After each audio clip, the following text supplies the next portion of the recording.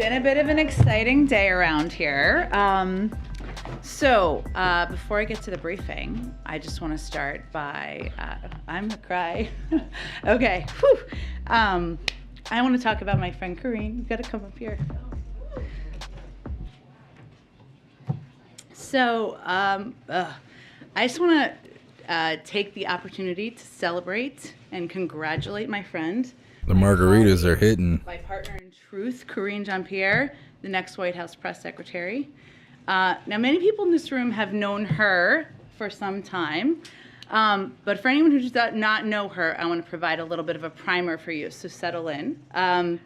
First, as you all know, she will be the first Black woman, the first out LGBTQ plus person to serve in this role, which is amazing because representation matters, and she is going to she will give a voice to so many and allow and show so many what is truly possible when you work hard and dream big, and that matters, and we should celebrate that. But I also want to make clear what all of her qualifications are, what a remarkable person is. She got her start in New York City politics. She comes to this job with decades of experience, even though she looks very young. We're both in our 20s. That's right. Having served in communications and political roles on many campaigns in the Obama-Biden administration and for both of former President Obama's campaigns. She's a longtime advisor to President Biden and Dr. Biden. They are partners, having served in senior roles for him and for both of them back to when he was vice president.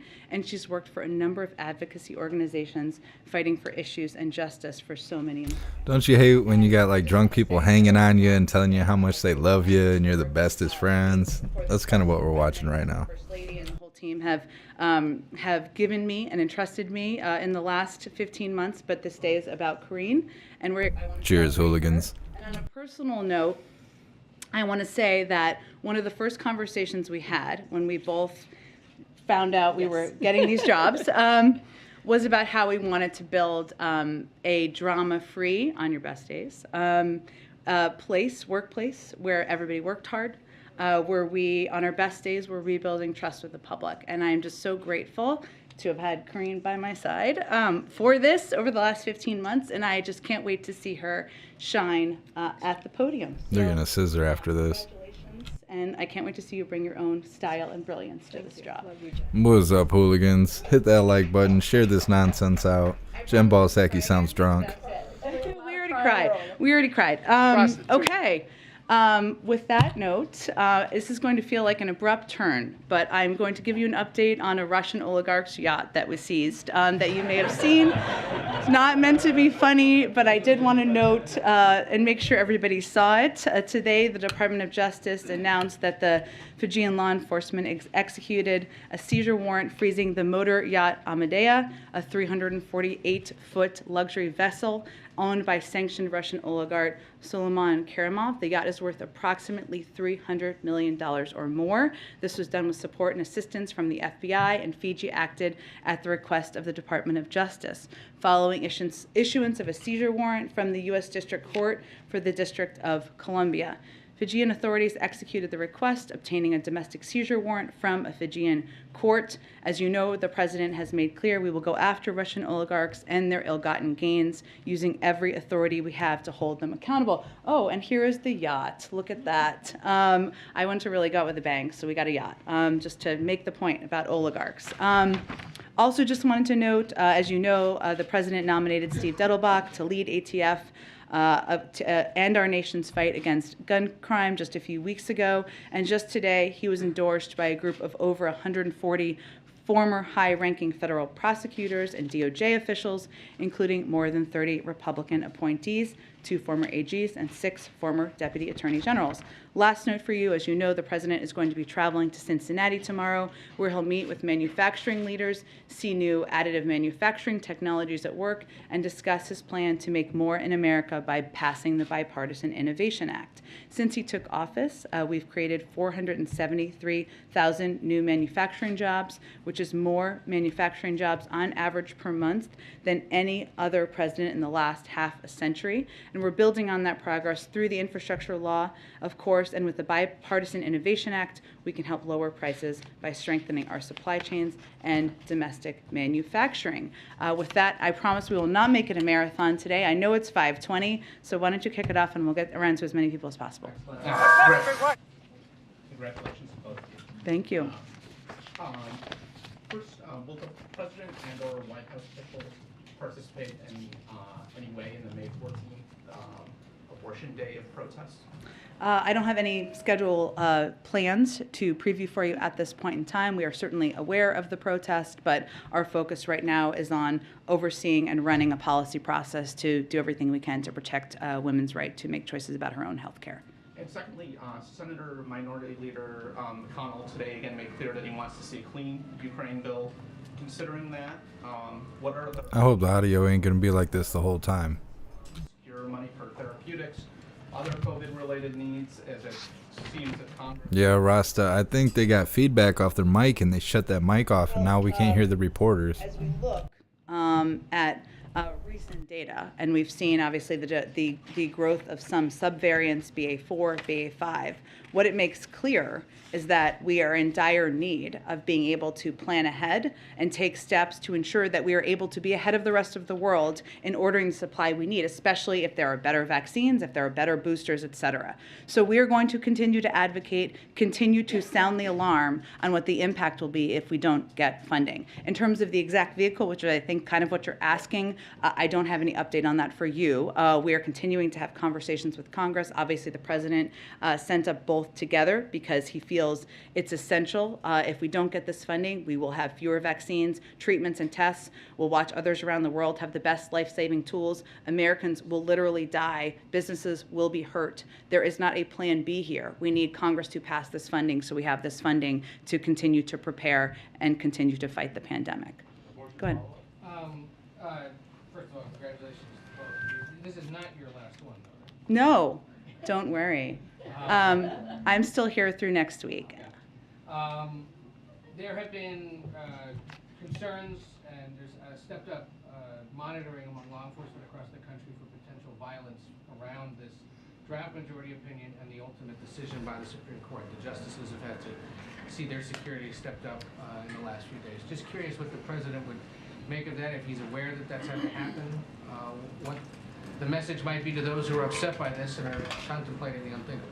Well, first I would say the President, for all those women, men, others who feel outraged, who feel scared, who feel concerned, he hears them, he shares that concern and that horror of what he saw in that draft opinion. It's not a final opinion. What it has prompted is a redoubled effort across the administration and with Congress to take every step we can to protect women's health care. What his message directly would be to anybody out there who is feeling that frustration, is participating in peaceful protest, is ensure it's peaceful. Have your voice heard peacefully. We should not be resorting to violence in any way, shape, or form. That's certainly what he would be conveying. And the other day you hinted there might be plans for the U.S. to join Ukraine or other European allies in some kind of May 9th commemoration as Russia holds its holiday. Any update on that? I don't have any update. I will note that what our plans are that are in the works. We are working to finalize a G7 call that will likely happen in the coming days. What our effort and our focus is on is continuing to emphasize unity, but also lift up that unity as we look and face Russian aggression. But in terms of what we will do to mark Monday, I don't have anything to preview for you at this moment. We'll have more as time proceeds. Go ahead. Thank you, and congratulations. In the Senate, they are moving forward with plans to vote on a bill that would codify the principles of Roe v. Wade. Right now, that bill seems doomed to fail, but there are at least two Republicans who do support legislation that would guarantee a woman's right to an abortion, Senator Murkowski and Collins, but they oppose the current bill because they feel it's too expansive and too broad. So would the President like to see legislation that is perhaps more narrowly focused just on guaranteeing the right to an abortion, codifying Roe v. Wade, if it was able to get more Republicans on board? Sure. The president, as you stated, and I've stated a number of times, absolutely supports and would love to sign a bill into law codifying Roe. What he said in his statement the other day, as you know, is that there will be a need, as his sense is, there will be a need for additional members who would support that in the Senate in order for that to happen. We are in a range of discussions with leadership in Congress, with a range of members in Congress about the path forward and what's possible, but I just don't have the details of what that might look like, and so I can't speak to it at this point in time. But might he encourage Democrats to take a more targeted approach? I don't have any details to preview at this point in time. We're having a range of conversations. And you have said, that the administration is considering, of course, additional options and steps that you may be able to take to support women's reproductive rights. I know you haven't wanted to get into the details of what those options may be, but are you confident that there are additional executive actions that you can take, options that can have an impact that can withstand legal scrutiny? Well, yes. I mean, I would point to the fact that after Texas and SB 8 passed, we did take steps, and we did take steps to secure funding, to secure grants. Obviously, the Department of Justice made clear in response to Texas SB 8, they reaffirmed the Department of Justice's commitment to using existing federal law. We also created a grants program, and the Department of Health and Human Services announced a 3-pronged department-wide response. I think what's important to remember here, in part, is who will be impacted across the country. And we are mindful of that as we are planning and thinking about what our policy options are.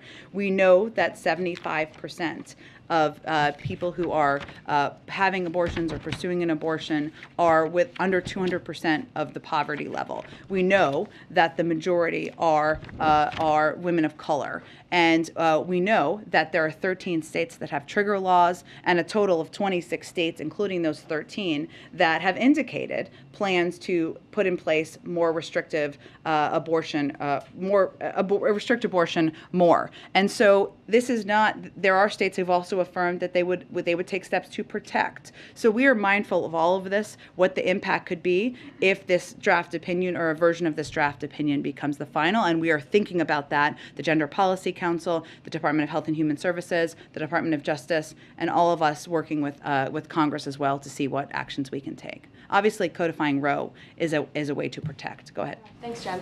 President Biden just met with labor organizers from Amazon and Starbucks and others. Could you just talk a little bit about what was discussed and if he offered any specific commitments to perhaps support the Amazon labor union or the different unionization drives that are underway?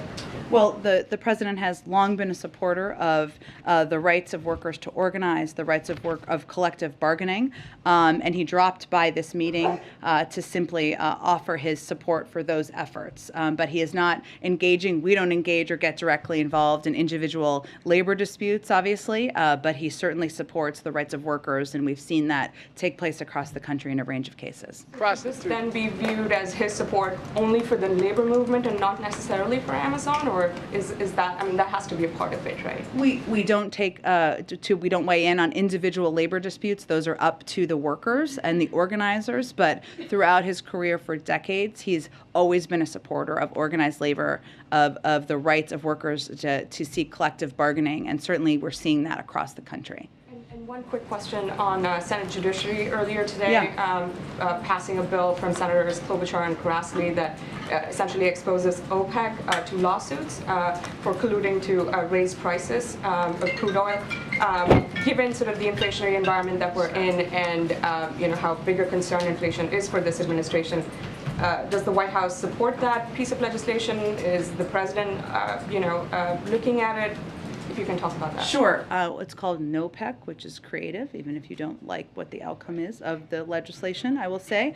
The president has been clear that strong competition policy is essential to ensuring fair markets and lower prices, as is evidenced by the actions we have taken, like the president's executive order to support the promotion of competition and innovation by firms large and small.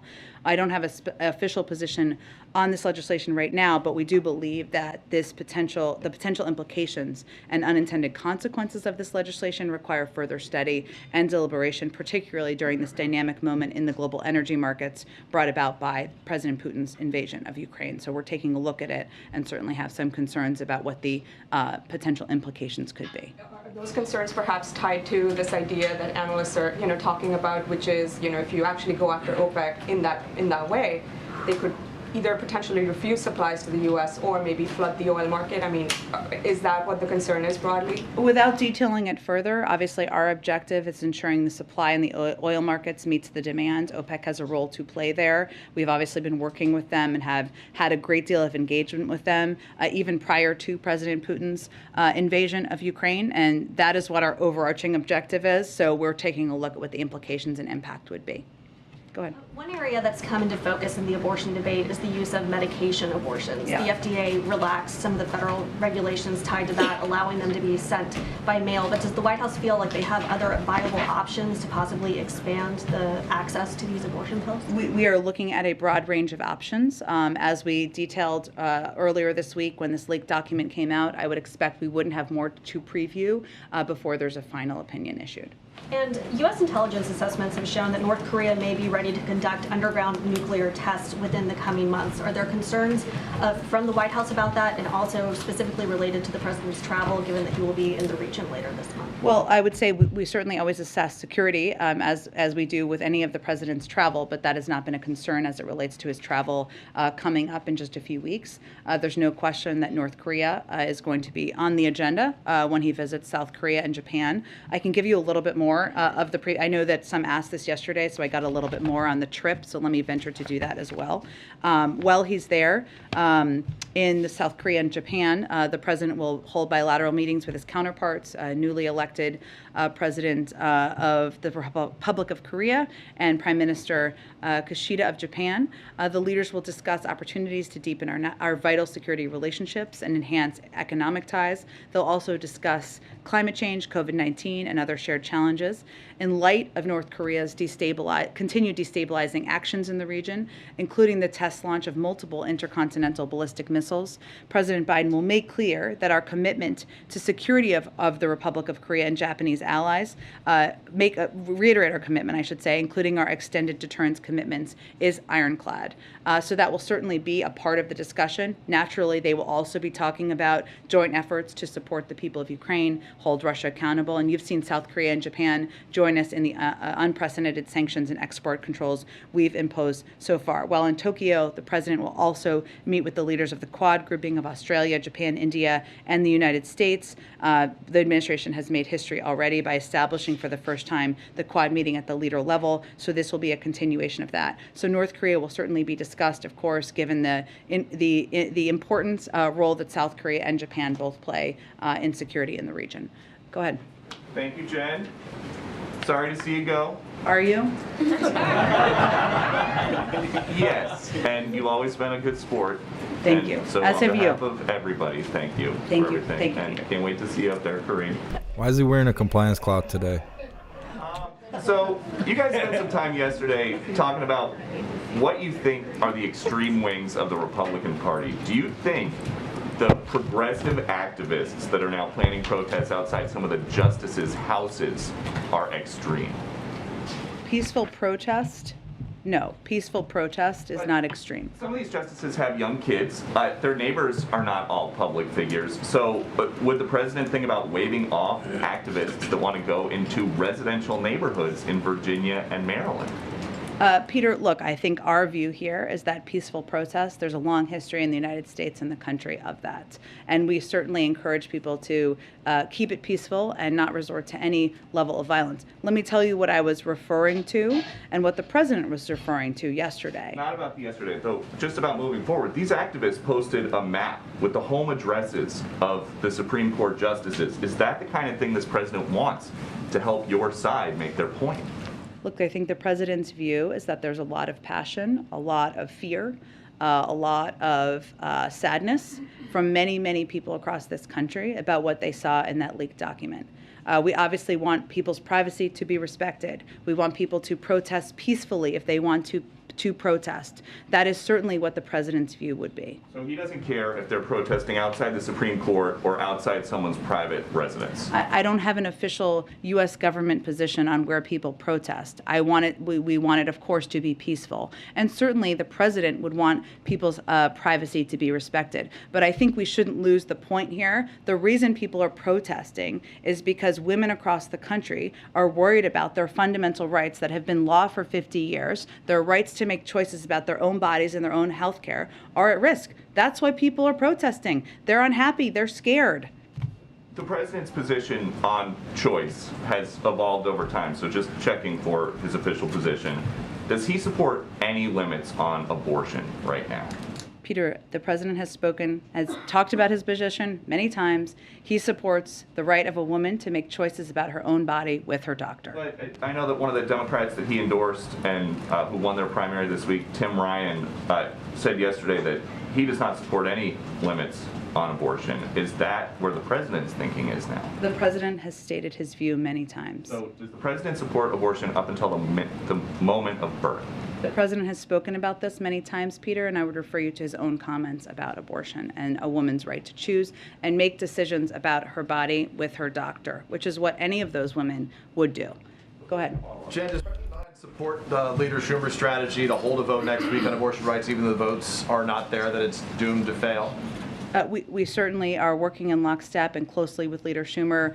Obviously, we have stated, and the president's statement the other day made clear that he did not feel we had the votes at this point in time, but certainly providing a moment for people to voice their view and voice their strong opposition to overturning Roe v. Wade is something we support Leader Schumer doing. I guess the fact that there are only so many moments, obviously, that exist right now and only so much political capital in this moment. So, I mean, doesn't it highlight divisions within the party? A not too dissimilar vote back in February had only 46 votes. Are there any concerns about that? Is this the best use of time for this administration, given all the urgent needs on COVID funding, the Ukraine funding that you're looking for, and beyond? Well, certainly we think that Congress should move forward on all of those objectives, but having a vote and allowing people to voice their view and voice their support for the protection of a woman's fundamental rights is something we also support. Let me ask you, yesterday you were asked, I know that you guys have been the White House has been heavily focused on the substance, obviously, as it relates, and that's the biggest impact on Americans broadly, but that you were asked about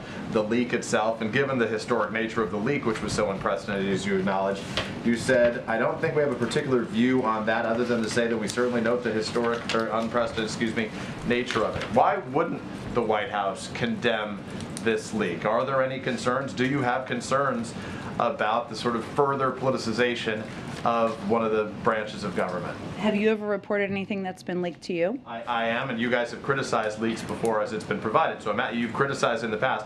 Why not criticize this leak? Again, because I think what is happening here and what we think is happening here is there is an effort to distract from what the actual issue here, which is the fundamental rights. I don't think they're at the same level. We don't think they're at the same level. So they're not at the same level, but would you agree that it's still worthy of condemnation? Well, look, I think there has been a call for an investigation by leaders of the Supreme Court. Decisions on that and how it will be pursued will be made by the Department of Justice and others. And that's certainly their space and right to make that decision in government. That's how government is set up. But at the same time, what we've also seen, Peter, is many Republicans who are trying to overturn a woman's fundamental rights try to make this about the leak. This is not about the leak. This is about women's health care and women having access to health care and making choices with their doctors. And we are working to not allow that to be the distraction. Thank you. Thank you. Go ahead. Is the president planning on meeting with abortion providers or activists at all next week? I don't have anything about his schedule quite yet to preview. Obviously, we are deeply engaged with a range of healthcare officials and experts from the government, both from the Department of Health and Human Services, from our DPC team here, and we will continue to maintain that engagement. I mean, you've said a few times that this is obviously a priority for the president. Just a sense of what he is doing specifically on this issue, would be good for us to know, given how much of a priority you said this is for him. Well, I think it's important for everybody to know, including the American people, of course, that the president, of course, oversees the whole of the government. He has launched a whole of government effort to look at options and pursue options from every department, whether it's the Department of Justice and what they do, the counsel's office, the Department of Health and Human Services, the Domestic Policy Council, to take put together a range of steps we can take to protect women's fundamental rights. And that is what his focus is on, and reviewing those and considering those. And obviously he's spoken to this over the last several days multiple times, and I think he will continue to. Go ahead. The Prime Minister of Italy is coming to Washington on Tuesday. Italy, like Germany, has done a U-turn on its Russia policy. How much has the U.S. taken note of this? And does it elevate Italy in the eyes of the U.S. in terms of being a key interlocutor in Europe? Well, I think it's really important to note in that there were a number of countries, some you noted, where the world and journalists who have covered this closely were skeptical that they would remain as unified and take steps as aggressive as they have to stand up against Russian aggression. This is an example of that. Certainly there's a lot we work with Italy on and will continue to, and the meeting will have a range of topics discussed, but of course we've taken note of the efforts they have and their leadership in standing up against President Putin and Russian aggression. Go ahead. Thanks, Jen. Congrats to you, and thanks for your words. I wanted to ask Corinne, though, if she could share some words about what this means to her, what this means to you, Sure. Corinne, and if you could talk a little bit about the historic nature of what you're about to. Come on up. The good news is the podium height is the same because we're both very short. So go ahead. Well, thanks for your. Her name is Corinne. I want to take this opportunity while I. You guys love Corinne. To thank Jen. She has been just a wonderful colleague, a friend, a mentor during this past year and a half, and I don't think I would be here without so many people, but including her. And she is just a true, solid, amazing person. And so we were very lucky to have her here this past year and a half. So I wanted to make sure I had the opportunity, since I have the opportunity to say that. Is that 6 feet? We're doing a lot of crying. Yeah. So I'm trying not to do it now. Wow, I'm still processing it because, as Jen said at the top, this is a historic moment and it's not lost on me. I understand how important it is for so many people out there, so many different communities that I stand on their shoulders, and I have been throughout my career. And so it is an honor and a privilege to be behind this podium in about a week or so when Jen is ready. And that is something that I will honor and do my best to represent this president and this first lady the best that I can, but also the American people. And so it is, it's a... You don't represent us, trash bag. Best way that I can explain that. A very emotional day. I just appreciate this time and this moment. And I hope that I make people proud. Over the next 300 There's a lot of folks who question when this day would happen. I mean, what is your message to those? And like, what is the message to young girls, to and young boys too? Yeah, young girls and young boys. Let's not. Are you a biologist? Them to see this as well. I used to teach college students. I had the pleasure of doing that for about 6-7 years, and they would ask me. A similar question, like, how did you get to where you got to? And I would say to them, and it took me a little bit of time to figure this part out that I'm about to share with you, which is follow your passion, follow what you believe in, and just, keep that focus, because that matters. I think if you are passionate about what you want to be or where you want to go, and you work very hard to that goal, it will happen. And yes, you'll be knocked down and you'll have some tough times, and it won't be easy all the time, but the rewards are pretty amazing, especially if you stay true to yourself. And so that's what I would tell them, and I see them from time to time, and they always mention those words that I just shared with all of you. And so that's what I would say. And, there are people who support them, people who will lift them up when they're down. And so I think that's really important to know. And I think so many of them as well, they are standing on shoulders on folks who came before them and are creating these opportunities that I currently have. And she is super monotone. Have you ever doubted being a woman of color? Have you ever doubted being this position one day? No, not at all. Just worked hard towards it. But I understand how hard it is. I do. We all do. but just keep working hard towards it. I'm gonna give it back to Jen. Thanks, everybody. That's what she said last night. Slogans in Colorado. It just happened recently. Is the White House aware of that, first of all? I have not seen that report. Obviously, we don't condone vandalism. We condone peaceful protest, and that's something certainly we're encouraging with everybody who feels passionate. She realizes there's 10-foot black gates in front of the White House because of 2020's peaceful protesting, right? We don't condone vandalism. We condone peaceful protest. I think it's important to note that 60% or 70%, depending on the poll you look at, of the American people do not want Roe to be overturned. I'm going to move on. Go ahead. Will the President respect the High Court's final I think we're decision moving on. Roe Go ahead. v. So, This is a Jen, follow-up. That's all, just like everyone else should think. a coalition of racial justice advocates sent a letter to the White House asking Biden to issue an executive order about reparations. Has Biden seen the letter? Has he read the letter? Is there a response to the letter? I'm not aware of the letter. I'd have to take a look at it, and we can see if there's more of a substantive response to you after the briefing. And just to follow on executive actions, Sure. is, as things get sort of harder to pass through Congress, is there a sense of whether or not the White House is looking more at executive actions as a means of getting things that are not able to get through Congress? Well, you know that there are a range of executive actions we're concurrently looking at, right? We're looking at one on police reform. The president's certainly looking at steps he can take on student debt. And there are others we're looking at as well. But at the same time, we're also looking to get the Bipartisan Innovation Act through. We're looking to see what can be done on a range of issues where we feel there is bipartisan support. And we're continuing to engage closely with Democrats in Congress about a reconciliation package to lower costs for the American people. So we're doing both, and we're pursuing both paths. Go ahead. On the police reform executive order, we reported in January that there was a draft of that executive order that was shared with stakeholders.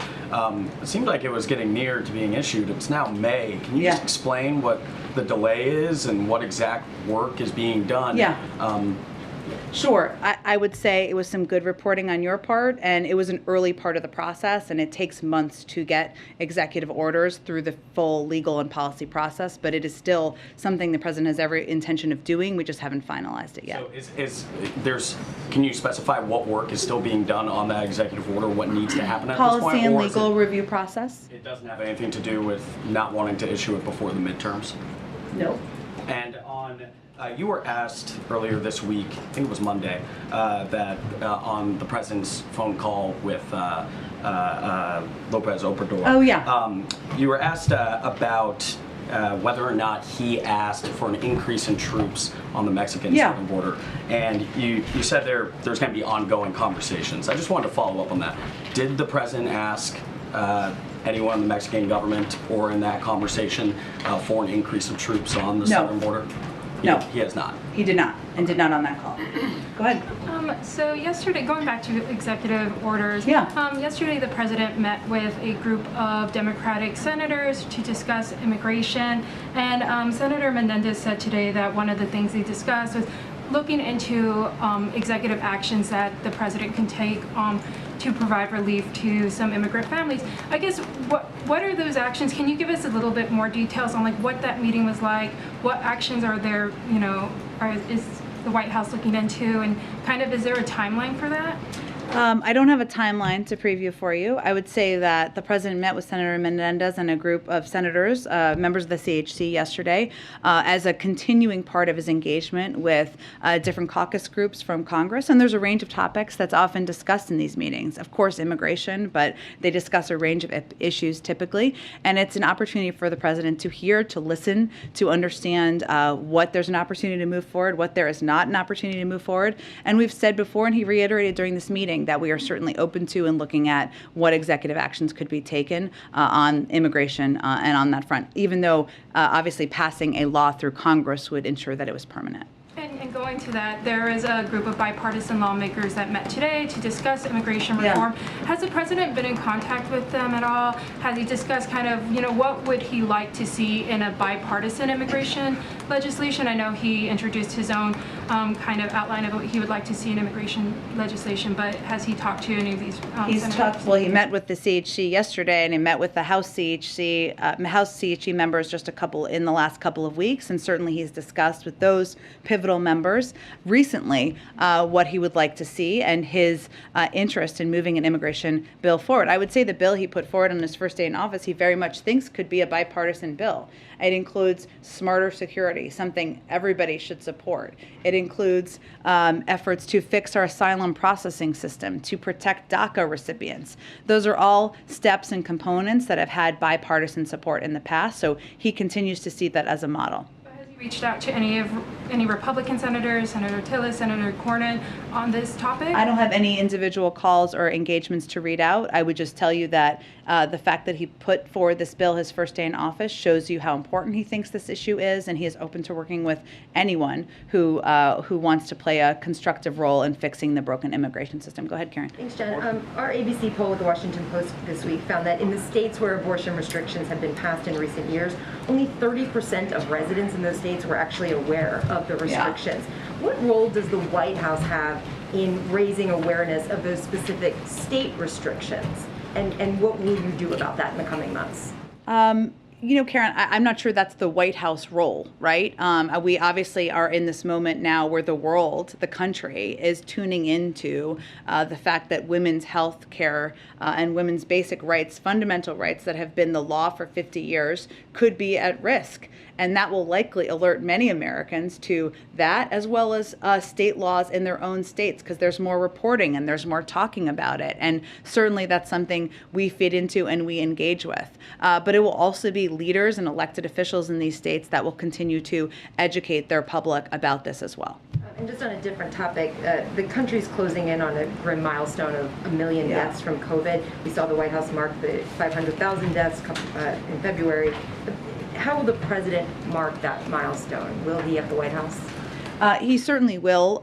We look at the CDC as well as Johns Hopkins data. I know different media organizations track it differently, so just so you know how we track it from here. And once we hit this milestone, the president will certainly mark this incredibly somber moment.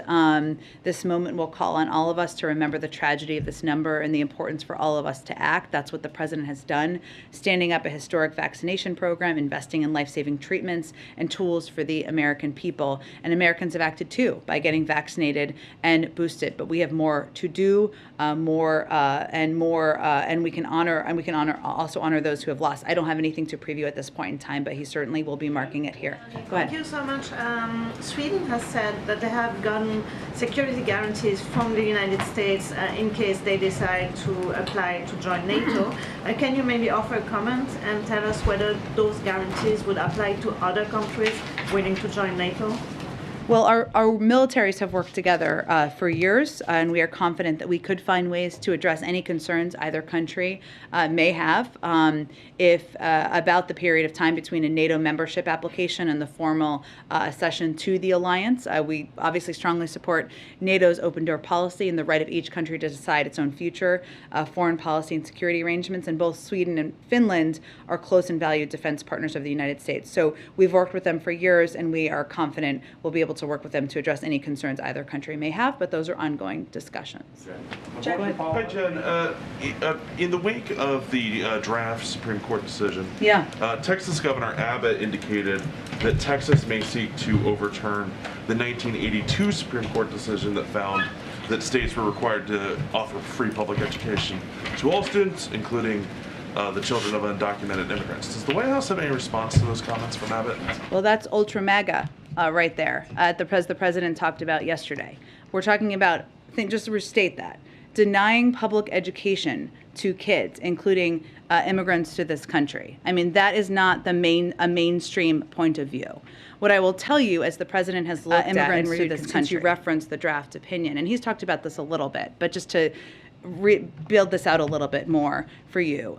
He's talked about how it raised the alarms for him and how the draft decision would endanger other American rights, in addition to the basic right of every woman to keep her personal health care decisions between herself and her doctor. Obviously, there are decisions like that way out of the mainstream that Governor Abbott has announced. But it's also, if you look at Roe, Roe is the precedent, right? Is the precedent for the right to privacy, and that decision has been upheld numerous times since. And everybody doesn't make the connections between what Roe has been the basis of. So let me just spell it out for you, and this is what's on the mind of the president. president. The right to privacy has been the basis for other landmark decisions that safeguard our basic rights as Americans, including who we choose to marry, with whom to have romantic relationships, and whether to use contraception. For example, I mentioned Griswold versus Connecticut yesterday, Eisenstadt versus Baird, which ensured that the right to use contraception was protected, Oberfeld versus Hodges, which protects the right to marry, Lawrence versus Texas, which stopped government from preventing sexual relationships between consenting adults.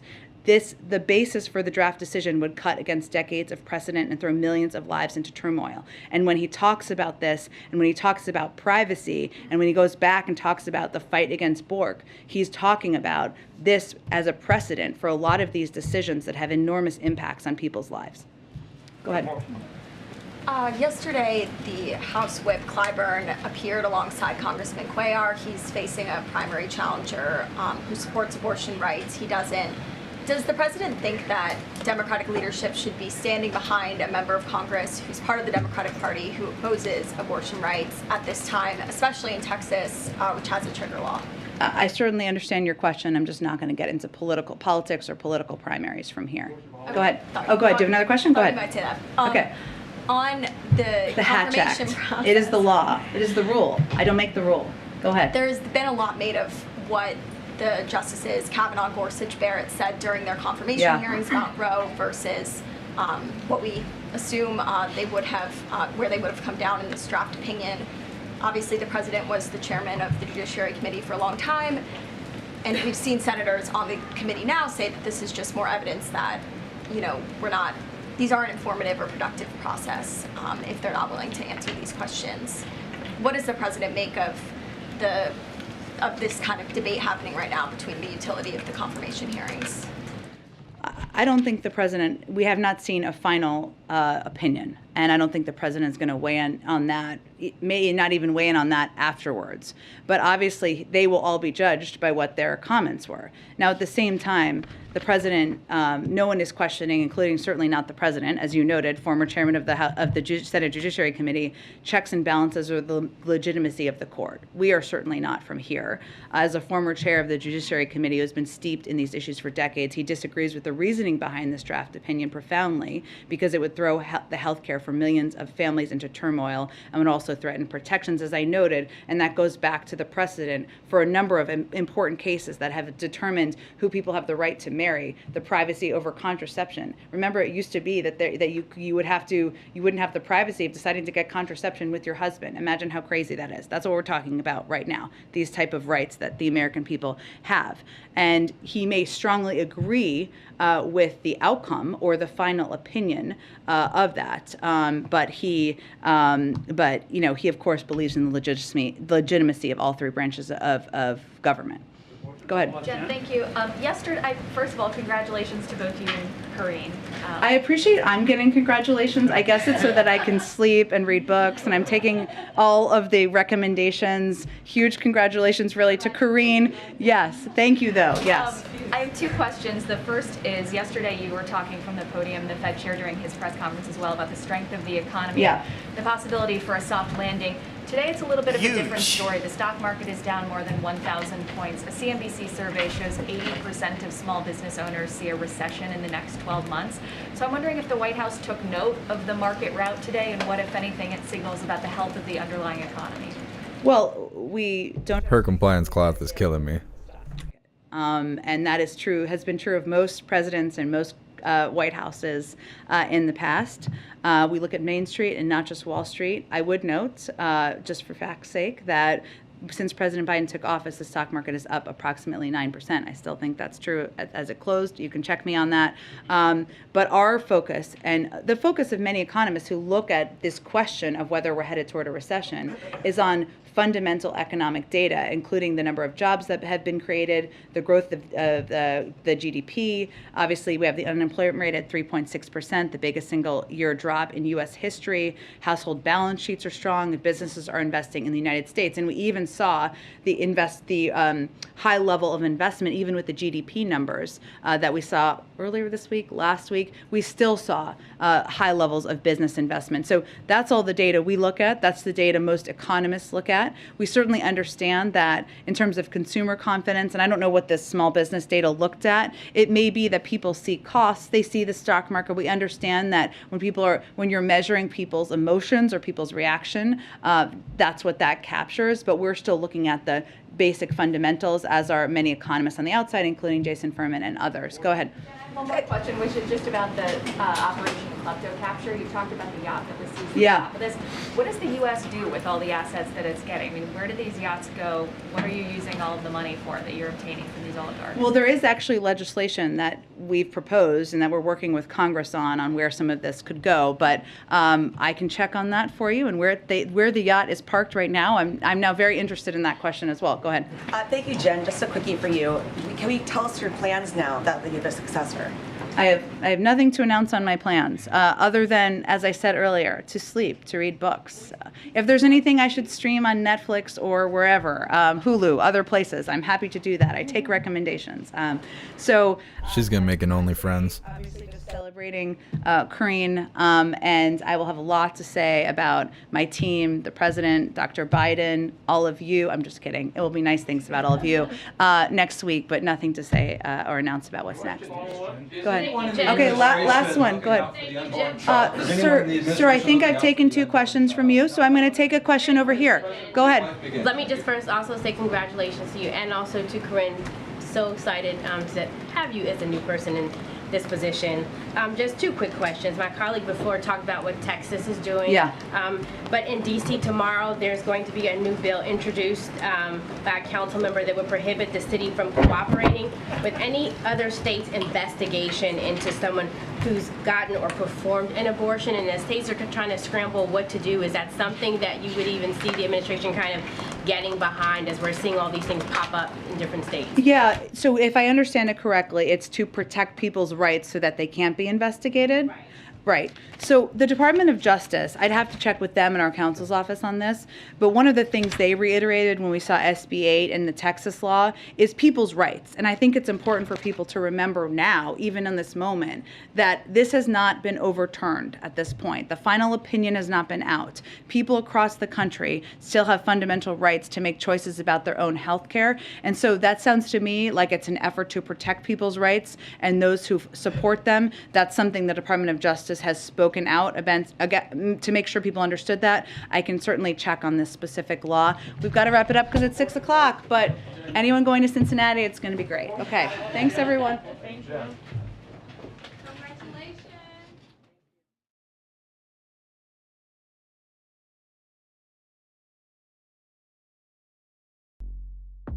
Well, lying and crying from the White House, old Jim Boss Psaki.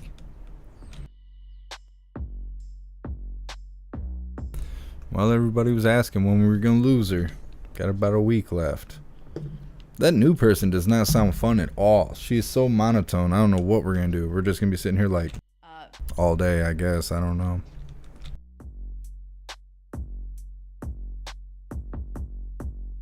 Alright, so I guess what we're going to do is we're going to do the Pledge of Allegiance and then we're going to wrap this up. I am not sure what else is going on today. And I never know if there's going to be protests. The way they've been happening, they just break out in the middle of the night. We went live at 1 in the morning day before yesterday, and then I think 2 in the morning day before Eastern time. So I don't know. It just happens when it happens, and we'll be there when it does. So let's get ready for the Pledge of Allegiance. While I'm getting this all set up, please take a second to find the Linktree link in the description and follow me on everything. We are on TikTok, Twitter, Instagram, Telegram, everything. Follow me on everything. I post information, updates, funny things, things worth looking at. And if we delete it in one spot, we will pop up in another. So it's worth being connected. Also join Gilded. Gilded is a chat like you're in right now. It's where all the hooligans hang out when we are not live. There's also a news board and other resources for you to take advantage of to be up to date with what's going on around you. So definitely join Gilded.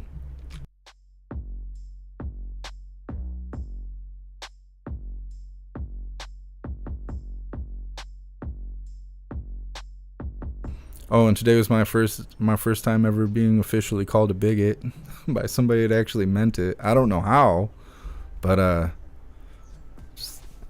just pat myself on the back here.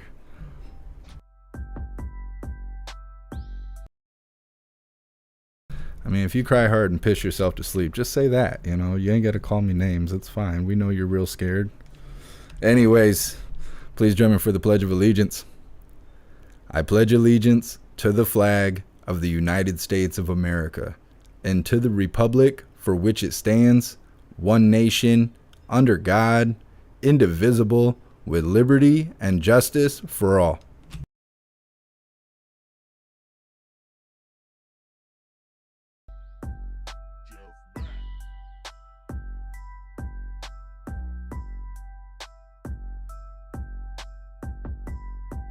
See, I forgot my cool lights. I went and paid $20 for this nonsense, and I always forget to even turn it on. It makes me look majestic. Kind of like when I use those filters on Instagram and stuff, my eyelashes be popping. Saying, be just majestic. Anyways, I appreciate all you guys being here. Let's get these shout outs in before I forget. Thank you so much, MT Coiner, for continuing the membership program for 18 months. You're officially a hooligan. Thank you so much, Paul, for continuing the membership program for 7 months. You're officially a hooligan. And thank you so much, Chris, for the $5 donation. I appreciate you. Let's check the phone real quick. Thank you so much, Steven. Oh, my stuff just reset. For the $5 donation, and thank you for using PayPal. I appreciate you. Thank you guys so much for joining me. Big shout out to everyone that made donations, joined the membership program, or purchased any merch. I appreciate you guys, and I would not be able to do this without you. So thank you so much for all the support. I will see you guys on the next live. Until then, stand tall, shine bright, and that's a wrap.